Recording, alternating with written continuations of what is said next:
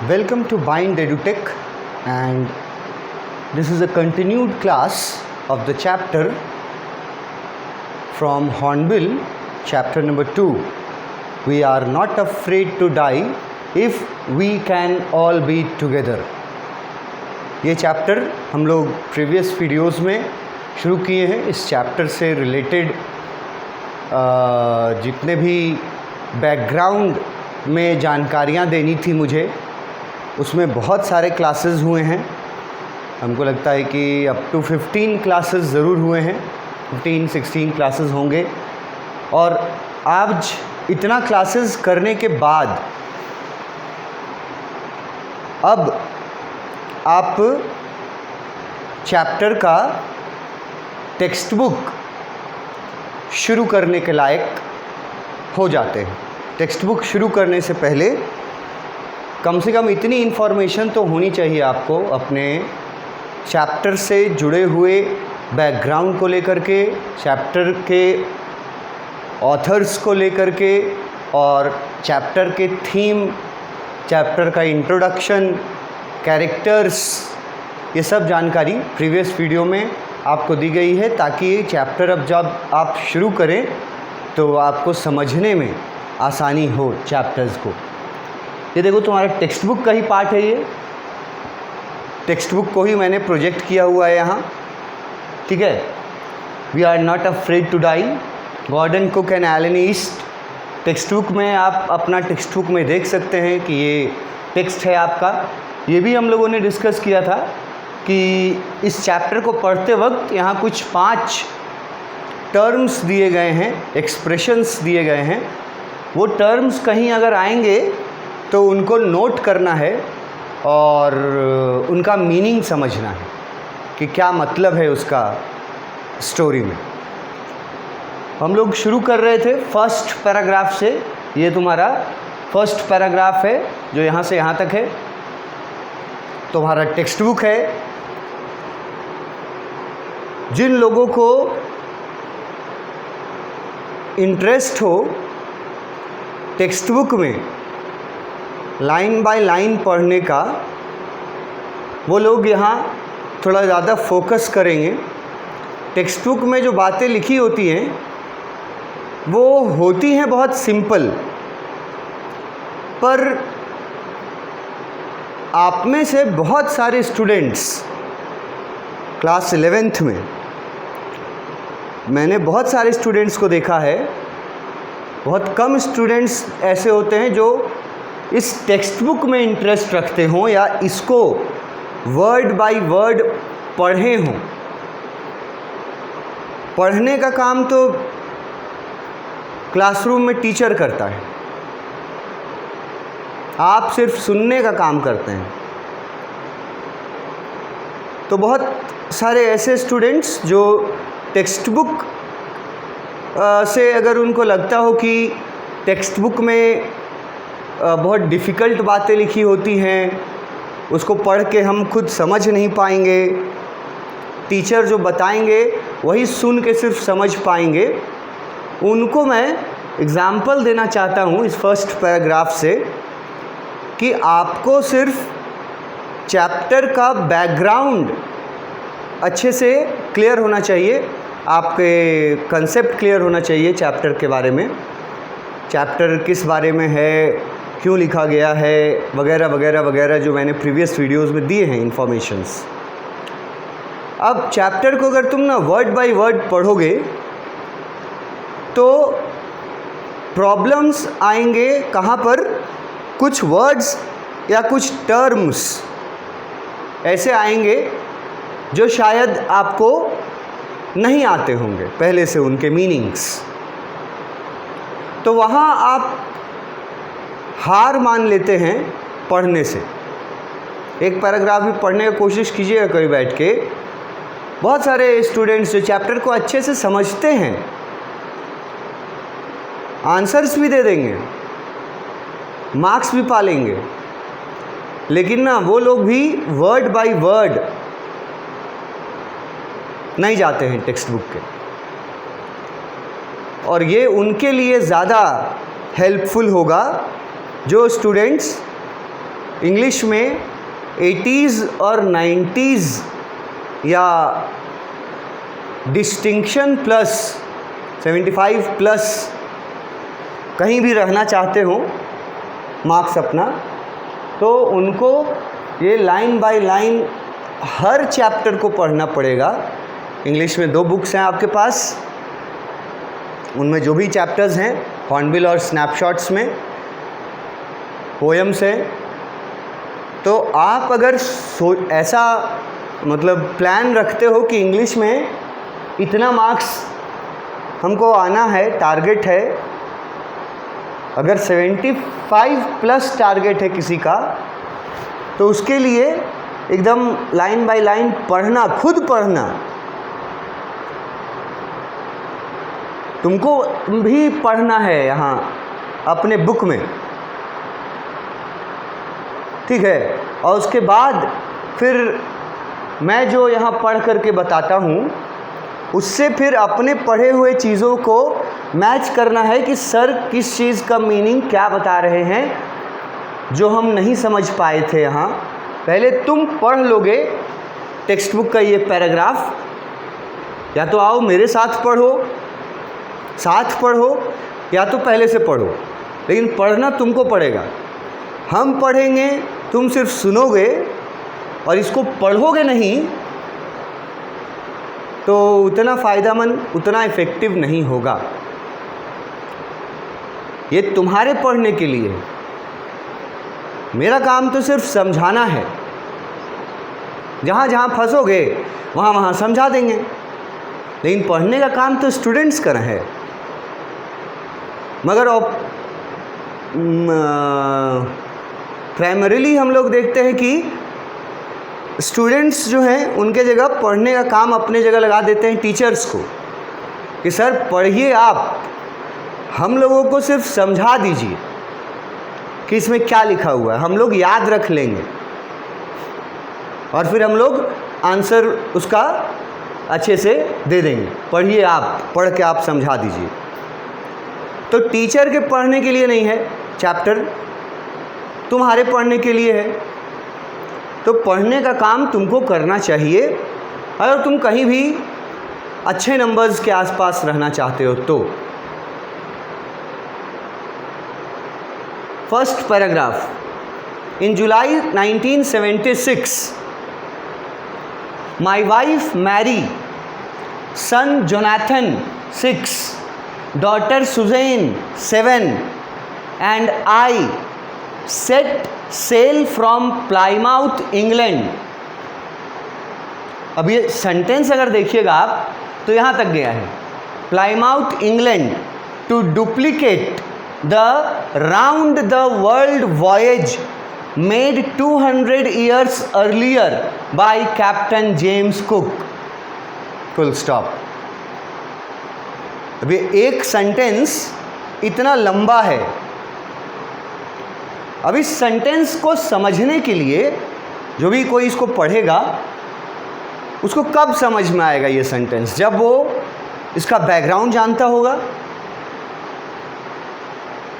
कि यहाँ आई कौन है, ये किसकी वाइफ है मैरी, ये जोनाथन किसका सन है, जोनाथन की उम्र क्या है, सुजैन कौन है, उसकी उम्र क्या है।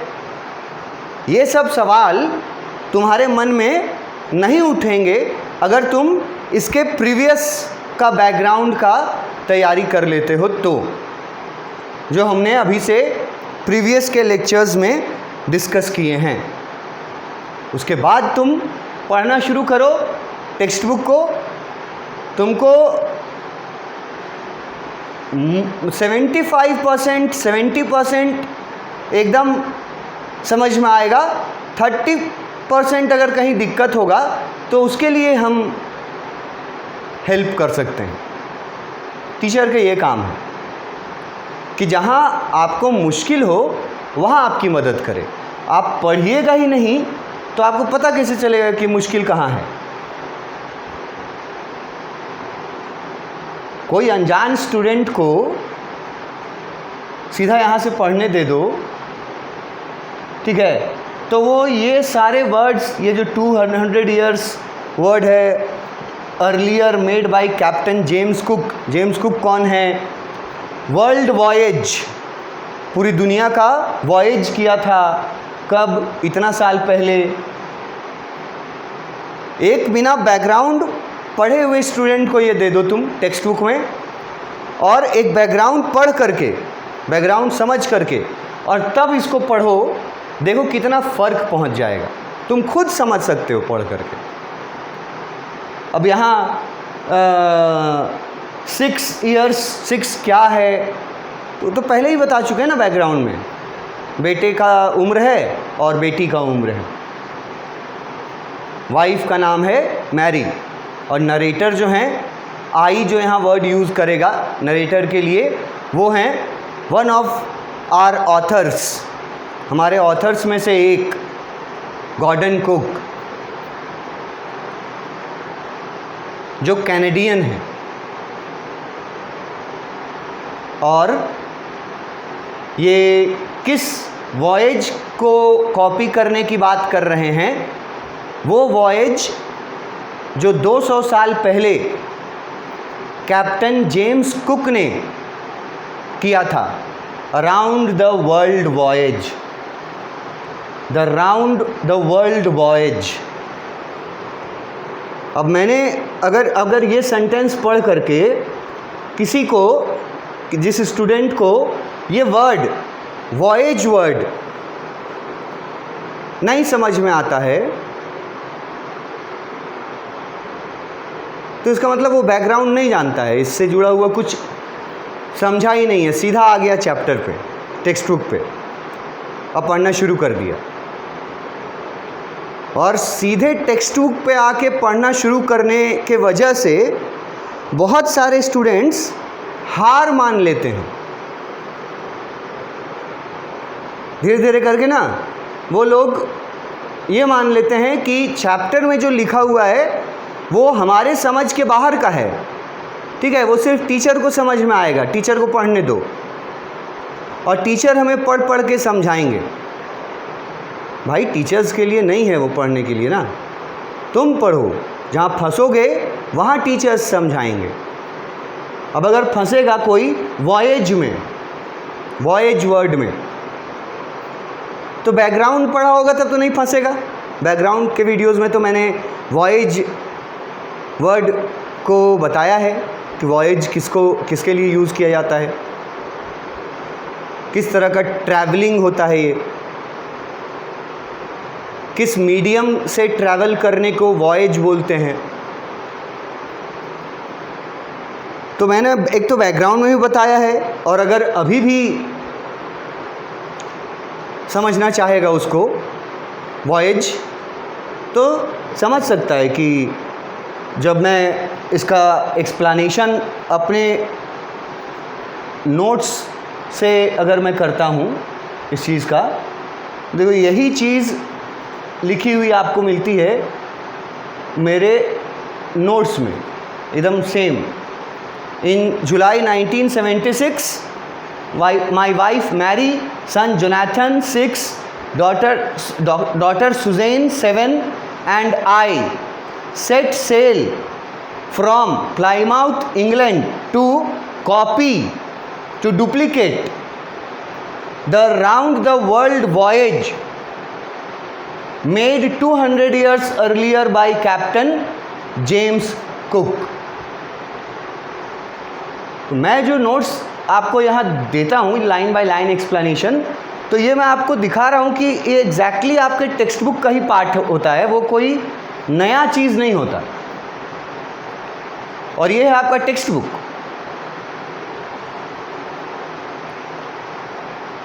तो आप टेक्स्ट बुक से पढ़ना शुरू करेंगे, उससे पहले आपको बैकग्राउंड पता होना चाहिए, और कुछ बेसिक टर्म्स, बेसिक वर्ड्स का मीनिंग्स पता होना चाहिए, जो इस चैप्टर को पढ़ते वक्त आपका हेल्प करेंगे, जो मैं अपने बैकग्राउंड में बताता हूँ। जैसा मैंने अपने बैकग्राउंड में वॉयज वर्ड का मतलब सबसे पहले बताया है, इस चैप्टर को शुरू करते ही बताया है।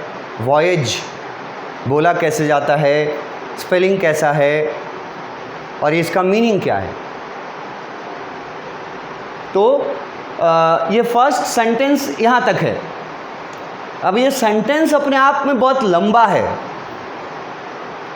स्टूडेंट्स को सेंटेंस के लंबाई से बहुत प्रॉब्लम होता है, कॉमनली देखा गया है। स्पेशली जो थोड़े मध्यम दर्जे के होते हैं, इंग्लिश बैकग्राउंड जिनका नहीं होता, जिन स्टूडेंट्स का, उनको तुम छोटा छोटा वाक्य दोगे समझ लेंगे, बड़ा बड़ा वाक्य दोगे बाउंस कर जाएगा, नहीं समझ पाएंगे। तो ये इससे एक लंबा वाक्य हो गया। अब ये वही स्टूडेंट समझ पाएगा जो इस चैप्टर का बैकग्राउंड का कंसेप्ट क्लियर रखा हो, जो बैकग्राउंड मैंने प्रीवियस वीडियोस में बताए हैं। अभी तो मैं शुरू कर रहा हूँ टेक्स्ट को, टेक्स्ट बुक से।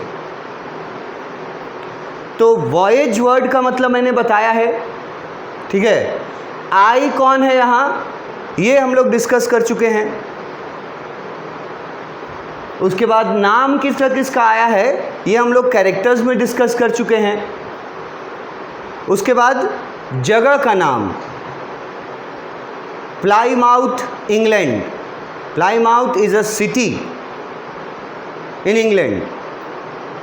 England is a country in Britain. तो इंग्लैंड जैसे और भी बहुत सारे राष्ट्र हैं वहाँ। तो चैप्टर के फर्स्ट सेंटेंस में ही नरेटर गॉर्डन कुक आपको जानकारी, बेसिक जानकारी दे देते हैं कि 1976 जुलाई का महीना था।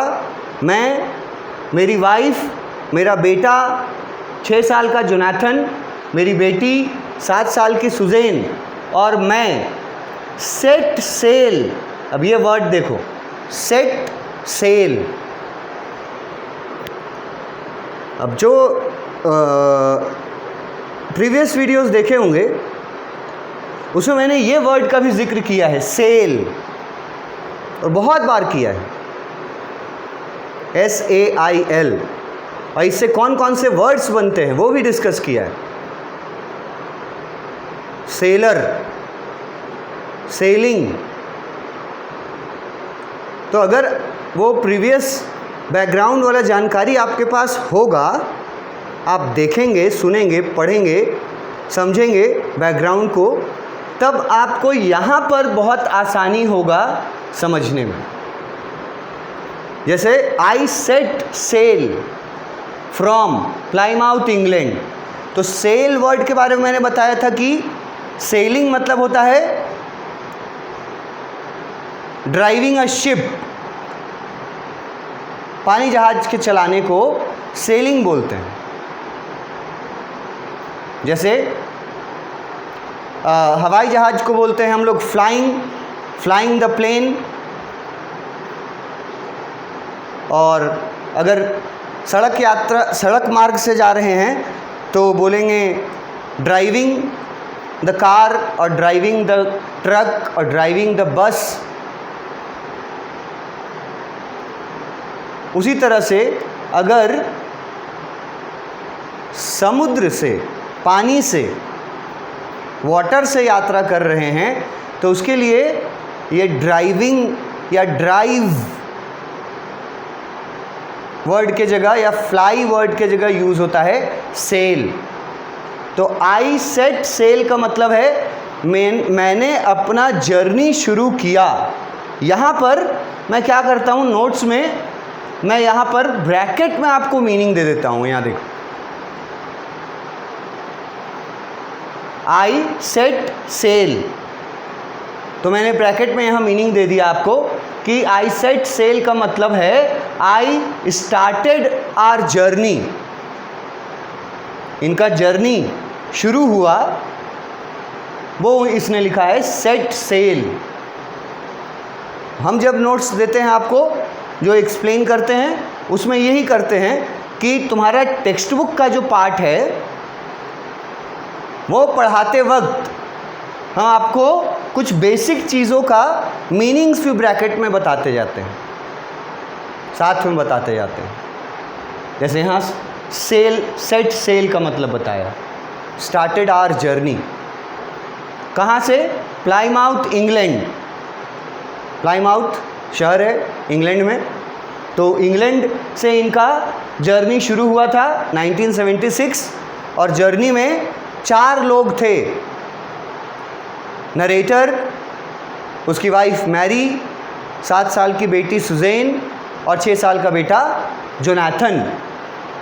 अब उनका पर्पस क्या था इस जर्नी का?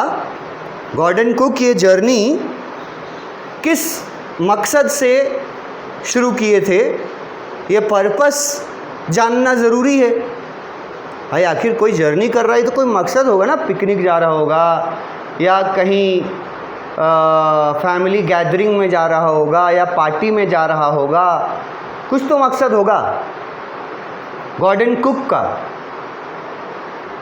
जहाज़ से, पानी जहाज़ से समुद्री यात्रा पर निकलने का कोई मकसद होगा। अब वो मकसद तो जो लोग बैकग्राउंड पढ़े होंगे वो मकसद तो वो लोग तुरंत समझ जाएंगे, जो यहाँ लिखा हुआ है कि मकसद क्या था उनका। आपको मैं वापस एक बार टेक्स्ट बुक में लाता हूँ, ये देखो उसका मकसद यहाँ लिखा हुआ है। To duplicate the round the world voyage made 200 years earlier by captain James Cook. यही उसका मकसद था। अब इसी को जब हम अपने नोट्स में लिए हैं तो डुप्लीकेट वर्ड का 2 ऑप्शंस दे दिए हैं आपको ब्रैकेट में, कॉपी या रिपीट। ठीक है, तो ये जर्नी का मकसद जो था वो था 200 साल पहले किए गए एक जर्नी को रिपीट करना, और वो जर्नी की गई थी कैप्टन जेम्स कुक के द्वारा। कब की गई थी ये भी मैंने आपको बैकग्राउंड में ईयर वाइज बताया है। कैप्टन जेम्स कुक के बारे में मैंने आपको बहुत डिटेल में बताया है। कैप्टन जेम्स कुक, जिनका इस स्टोरी से लेना देना सिर्फ इतना है कि उन्हीं के किए गए काम को दोहराने की इच्छा रखते हैं गॉर्डन कुक। तो कैप्टन जेम्स कुक के बारे में मैंने जितना डिटेल में बताया है वो अगर स्टूडेंट्स के मन में, वो अगर स्टूडेंट्स के माइंड में रहे तो इन चीज़ों को समझने में आसान होगा ना कि कैप्टन जेम्स कुक जो थे, यहाँ देखो वॉयज का मतलब मैंने लिख दिया है यहाँ अपने नोट्स में। वॉयज का मतलब लिखा लॉन्ग जर्नी बाय सी, रिवर और इन स्पेस। एक नया जानकारी है। अभी तक सी, रिवर या वाटर, अगर पानी के थ्रू आप जर्नी करते हैं, चाहे वो समुद्र से हो चाहे वो नदी से हो, पानी है अगर, और पानी पे आप अगर यात्रा करते हैं तो उसके लिए वॉयज वर्ड यूज़ किया जाता है। और वॉयज वर्ड का इस चैप्टर में हिंदी में अर्थ है समुद्री यात्रा, इस चैप्टर में। और एक नया जानकारी यहाँ ये मिला कि वॉयज जो है वो स्पेस की यात्रा को भी के लिए भी यूज़ किया जा सकता है। स्पेस मतलब आप समझ रहे हैं, अंतरिक्ष। तो अंतरिक्ष यात्री भी होते हैं ना, अंतरिक्ष की यात्रा की जाती है, उसके लिए भी वॉयज वर्ड यूज़ किया जा सकता है। और एक और वर्ड जिस पे तुमको ध्यान रखना चाहिए कि वॉयज में लॉन्ग जर्नी बता रहा है, ये भी वॉयज का एक कैरेक्टरिस्टिक है। कोई शॉर्ट जर्नी को वॉयज नहीं बोला जा सकता।